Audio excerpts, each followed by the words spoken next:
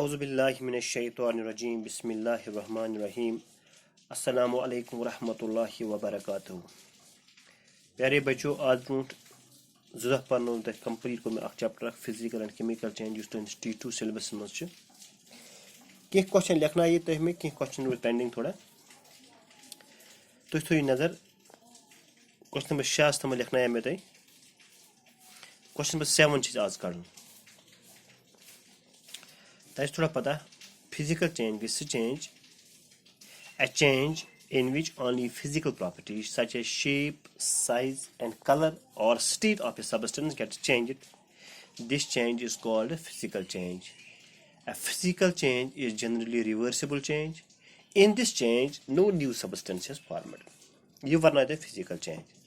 A chemical change is that change in which new substance is formed and it is generally irreversible. यह कोई वापस पन्ने सूत्र में वने कहीं हम पर नहीं मिलते चेंज फिजिकल चेंज क्या गई थी केमिकल चेंज क्या गई शाबाश आज तो इमे क्वेश्चन लेकिन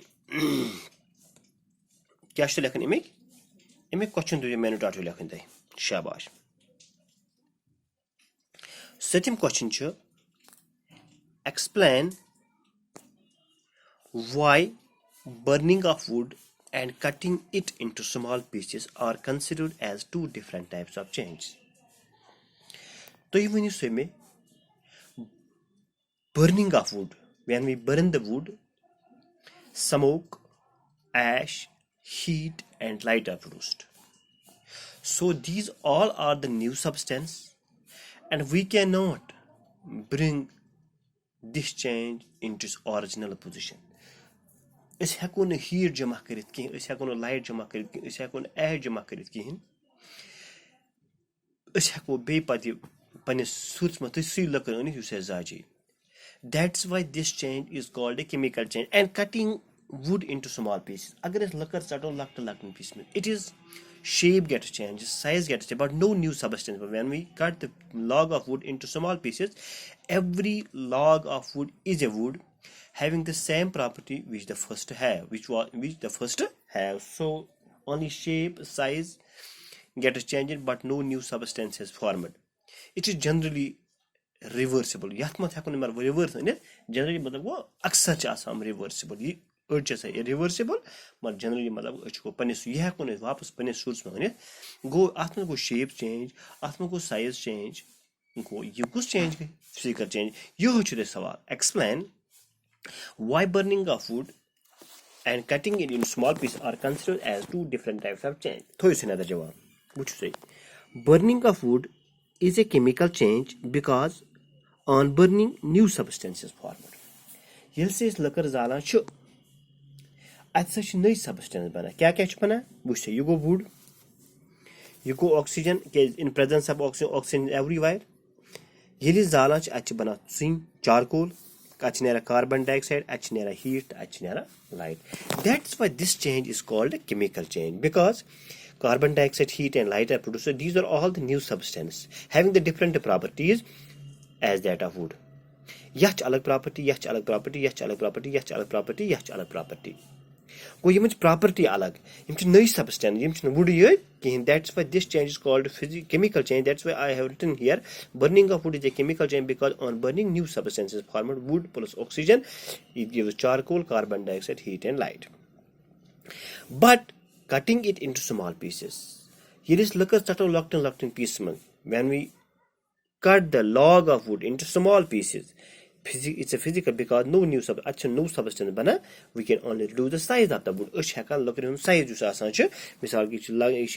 a piece of log of wood. It's of money go size go change, no substance banana change. Shabash. Question number 8. Explain how painting of an iron gate prevents it from rusting. No, sorry, ultimate question. Describe how crystals of copper sulfate are formed. Crystals of copper sulfate di masan ch am kit par bana chile body mein yel to hurkun warkun khush college level wo patro medical subject ta asan ta chasa जैसे copper sulfate में गिलास बाउली में तथा वो शिशु गिलास में تہٕ پَتہٕ سپیچولا آسان تٔمِس سۭتۍ چھِ أسۍ کران کیازِ یُس یہِ کاپر سلفیٹ آسان چھِ یہِ چھِ اَتھ چھِ اِگنِشن ٹیمپریچر واریاہ یہِ چھُ یُتھُے اَتھس منٛز تراوو یہِ چھُ پِگلان شاباش أسۍ کِتھ پٲٹھۍ بناوو أسۍ take a cup full of water in a beaker أسۍ نِمو بیٖکر اکھ اَتھ منٛز تراوو أسۍ واٹر کیاہ تراوو water add a few drops of dilute sulphuric acid پتہٕ تراوو سلفیورِک ایسِڈ مگر ڈایلوٹ کنسنٹریٹِڈ تہٕ کنسنٹریٹِڈ گوٚو پیور ڈایلوٹ گوٚو تھوڑا یتھ تھوڑا آب آسہِ رلٲیِتھ ڈایلوٹ آسہِ سۭتۍ تھوڑا heat the water when it starts boiling heat the water پتہٕ چھِ اتھ آبس دیُن ہیٖٹ یتھ منٛز dilute sulphuric acid when it starts boiling add copper sulphate slowly اَسہِ چھِ تراوٕنۍ اتھ منٛز کاپر سلفیٹ پوڈر اَسہِ چھِ بناوُن کرسٹل مطلب گوٚو سالِڈ بناوُن ییٖتِس کالس چھِ یہِ powder continue to add copper sulphate powder till no more powder کینٛہہ اَسہِ چھِ کرٕنۍ سٹیرنگ اتھ تراوُن پیوٗتاہ پیوٗتاہ تراوُن پیوٗتاہ پیوٗتاہ تراوُن پیوٗتاہ پیوٗتاہ تیٖتِس کالس چھِ اَسہِ کنٹِنیو تراوُن کنٹِنیو ییٖتِس کالس نہٕ کاپر سلفیٹ بیٚیہِ گژھِ اتھ منٛز ڈِزالو کتھ منٛز یُس اَسہِ آب نیوٗ یتھ منٛز اَسہِ ڈایلوٹ سلفیورِک ایسِڈ تروو شاباش during this process کنٹِنیوز stir the solution اَسہِ چھِ أتھۍ پروسیس منٛز کنٹِنیو کرٕنۍ سٹیرنگ فلٹر د سولوٗشن اَمہِ پتہٕ چھِ فلٹر پیپر آسان اَمہِ پتہٕ چھُ کرُن filter leave it for cooling پتہٕ چھُ تھاوُن یہِ تھوڑا انڈسٹربٕڈ فار سم ٹایم تھوڑا گژھِ سرد گژھُن یہِ گژھِ سرد گژھُن لُک اِٹ فار سم ٹایم پہر کھنڈ چھُ اَسہِ پرارُن you can see the crystals of copper sulphate تُہۍ وٕچھِو کٕم کرسٹلز آف کاپر سلفیٹ نو تۄہہِ اَتھِ کرسٹلز آف کاپر سلفیٹ نو تۄہہِ اَتھِ گوٚو یِتھ پٲٹھۍ ہٮ۪کو أسۍ کاپر سلفیٹ کرسٹل تُہۍ کٔرِو کٲم بیٖکر اکھ نِیُن تُہۍ اَتھ منٛز ترٲیِو ڈایلوٹ سلفیورِک ایسِڈ یہِ کٔرِو تُہۍ ہیٖٹ یِتھُے یہِ ہیٖٹ گژھِ اَسہِ چھِ تراوٕنۍ کاپر سلفیٹ پوڈر کَرِ continue steering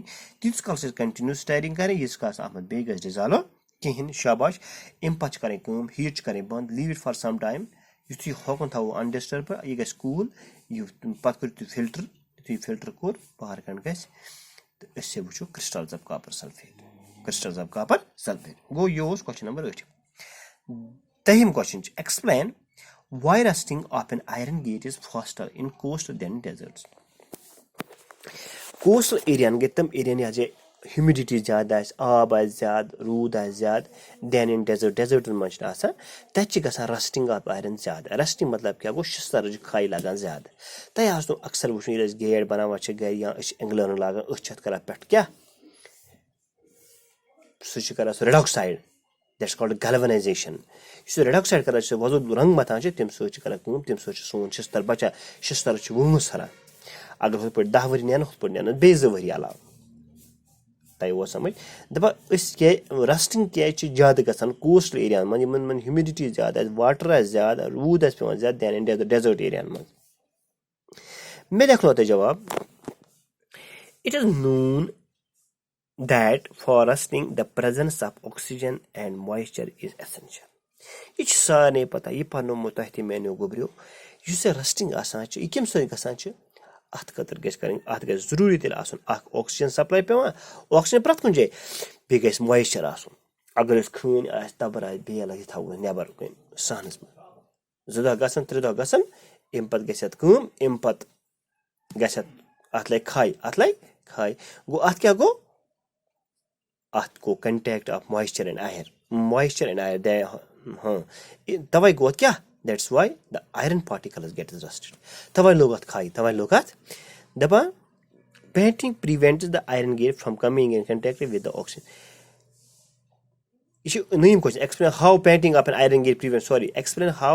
of an iron gate prevents rusting painting کیازِ چھِ painting ییٚلہِ أسۍ کران چھِ اَمہِ سۭتۍ چھِ گژھان کٲم اَمہِ سۭتۍ چھُ ڈایریکٹ کنٹیکٹ شِستٕرس گژھان یہِ چھُ بچاوان تہٕ أتی چھُ سون گیٹ بچان یا سٲنۍ اینگلٲرن بچان اَمہِ پتہٕ چھِ explain why rusting of an iron یِمن منٛز کیاہ چھُ مےٚ لیوٗکھُن as content of moisture in the iron coastal area higher than in the content of moisture چھُ آسان آیرس منٛز زیادٕ ان کوسٹل ایریاہن منٛز دین ان د ڈیزٲٹن منٛز چھُنہٕ مویسچر کنٹینٹ آسان آیرس منٛز تیوٗتاہ توے چھِ گژھان کٲم یِم ایریاز کوسٹل ایریاہن منٛز آسان those areas which are lying in the coastal region having the high moisture content in the air the iron particles in these areas get rusted faster as compared to the deserts because in deserts moisture content in the air is very less مےٚ لیوٗکھ تۄہہِ جواب as content of moisture in the air in coast is higher than air in the desert So the presence of rusting is faster in coastal areas. Magliao shabash. Empachi biakak sawal. The gas we use in the kitchen is called liquid fired petroleum gas. So gas yus is kitchen ma istemal karan ch kahim question ch. Asa ch LPG, liquid fired petroleum gas. In the cylinder it exists as a liquid. Cylinder machi liquid asan. When it comes out from the cylinder, it comes a gas. It is cylinder man dena change it. Gas ki surut man. Then it burns. It is zalapat. Change be. The following statements pertain to these processes. Correct the ones. Process A is a chemical change. A is a chemical change. Process B is a chemical change. B is chemical change. You see, gas zor either heat, either light, either ash. Either heat, light, near none go at go to him. Process B is a chemical. A is a chemical change. It's no substance. It's liquid cylinders. As by no substance, you see never draw as the touch either heat and light mean a new substance. That's why this is a chemical change. Process B is a chemical change. Process B is a chemical change. Pat go back question number by him. Anaerobic bacteria digest animal waste and produce biogas. Anaerobic bacteria yim karan tum to digest karan tum anaerobic bacteria yeast. Tum which respire without oxygen. Tum bana biogas change. The biogas is then burned to fuel. Empachi biogas zala pada karaya se nar khatri small. The following statement. Process A is a chemical change. Na. Process B is both process amchu dushwai. Huchi chemical change. Huchi chemical change. Go amchu dushwai chemical. Empa choose the correct one. Rust is a rust and kya it's carbon dioxide as it's shistaru it's oxygen, it's iron oxide. Fe2, FeO2, Fe2O, Fe iron oxide, Fe2O3, Fe2O3 is formula iron oxide. Shabash. Which the following is not a physical change? You must question physical change. Physical change is physical property.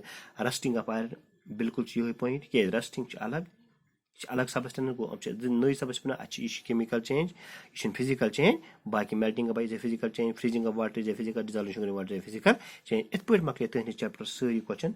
The improve the question, tam thoyu kai pet, the best another the begun confusion, the one me as per you, Alaina.